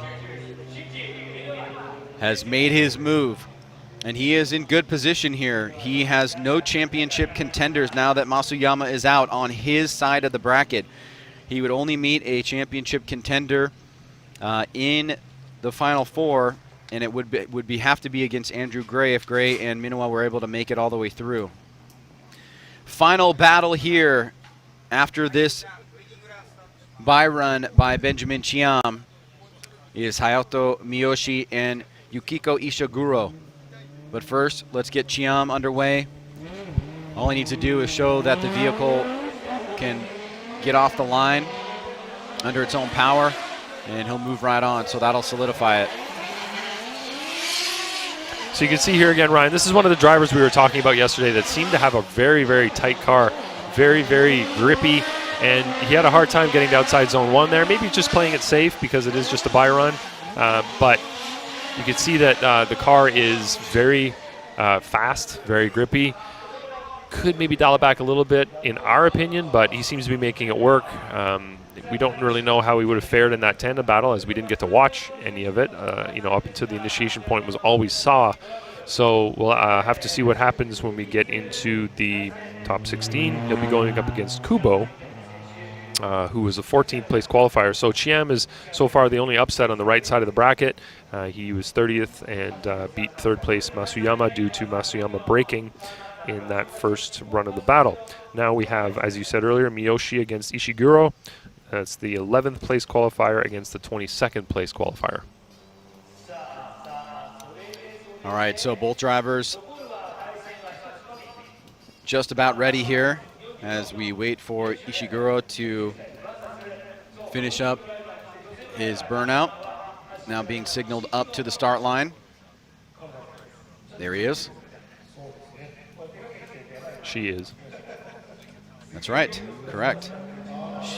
Our lone female making it into the top 32 from yesterday. She was looking great in practice this morning, Ryan, so hopefully she can pull that through all the way into top 32 competition here. Got into the 80s in her qualifying run and did it on her first run, in fact. Let's see what she can do against a very fast Miyoshi, who throws big initiations, but he's going to be on the inside. Oh no, the front end is going to wash out the vehicle. Has a malfunction.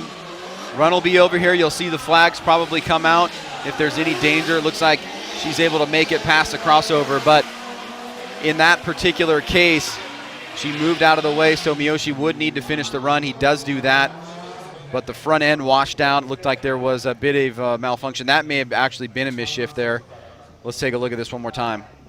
Yeah, in the lead position, looks like Miyoshi does a decent job watching outside zone 1.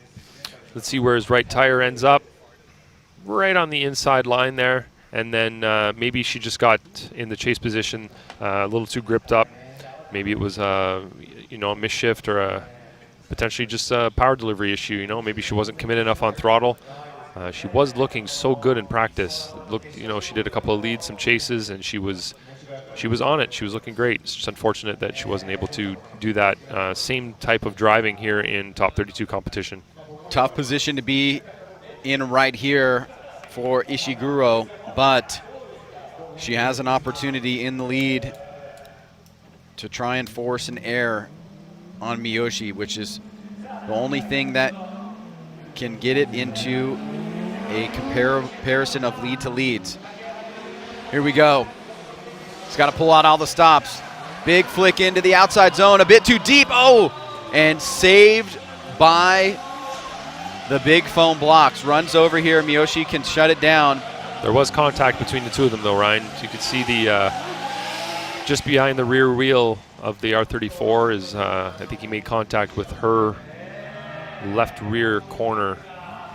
So at first pass, it looks like it was a bit too aggressive and on the wrong side of the line there, initiation, Ryan, but walk us through what you see. Yeah, she knew she needed to throw something down that was really great. You can see she just overdoes it a little bit. You can see that bump from Miyoshi right there. A couple of parts fall off the car. So she does have a bit of damage in that right rear corner from the contact from the two, between the two of them. But definitely her fault in both situations, unfortunately. So Miyoshi will move on to top 16 to battle against Shinji Minowa. Unanimous victory there for Hayato Miyoshi. That concludes our top 32. We saw quite a few upsets. Arguably the most important is Wataru Masuyama, who goes out of competition with a mechanical failure. You guys are watching the fourth round of the G-Shock Presents Formula Drift Japan Championship. We're here at OKUIBUKI Ski Park. And Ryan, we've got a halftime break that's going to be taking place right now, where we will be back on competition at 2 p.m. local time with opening ceremonies. That'll be when we start the top 16, but opening ceremonies will be starting at 1:30 local time. So it's in 3 hours from now. Competition starts, 2.5 hours for the actual opening ceremonies. And if you are looking for the time zone that you're in, you can head to the Formula Drift Instagram or Formula Drift Japan Instagram page. In Los Angeles, that'd be 21:30. In London, it's going to be 5:30, 05:30 that is. In Sydney, that's going to be 14:30. Anyways, thank you for joining us. We really appreciate it. A very eventful Top 32 here up in OKUIBUKI, but we will take this halftime break and we'll come back and kick off the Top 16 opening ceremonies in just a bit. Bye. 実証雨に強いタイヤ。横浜は濡れた路面であなたの想像以上に止まる止まる止まる。日本最高グレードのウェット性能 A をあなたの車に。雨に強いタイヤといえば横浜。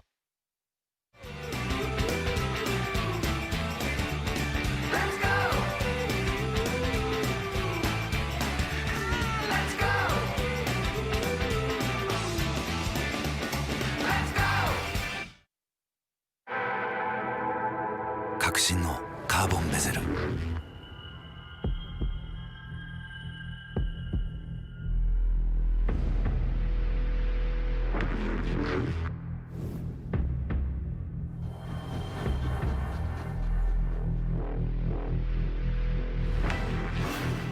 Bluetooth 搭載 G-SHOCK カシオ。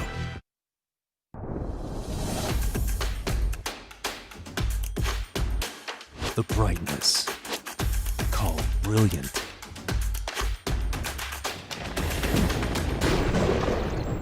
Valenti.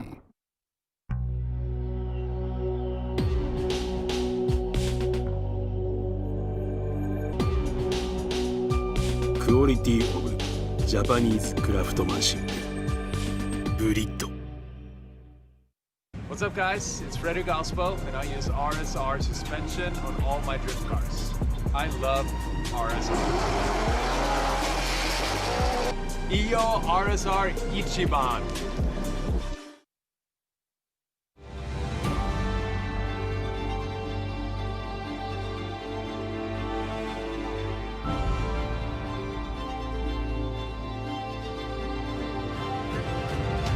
Kenda. 伝統と革新小倉クラッチのテクノロジーを凝縮。チャンピオンを取るためのクラッチ。小倉レーシングクラッチ ORC。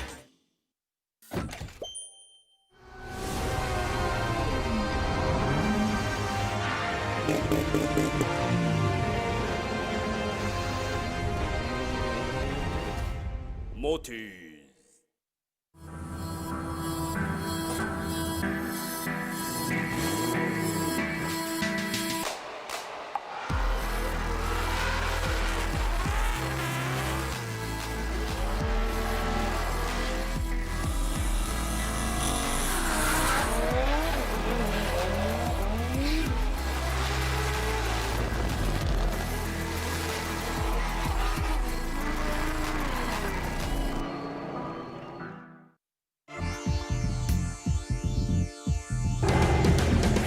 The brightness called brilliant, blinding and vivid. Valenti.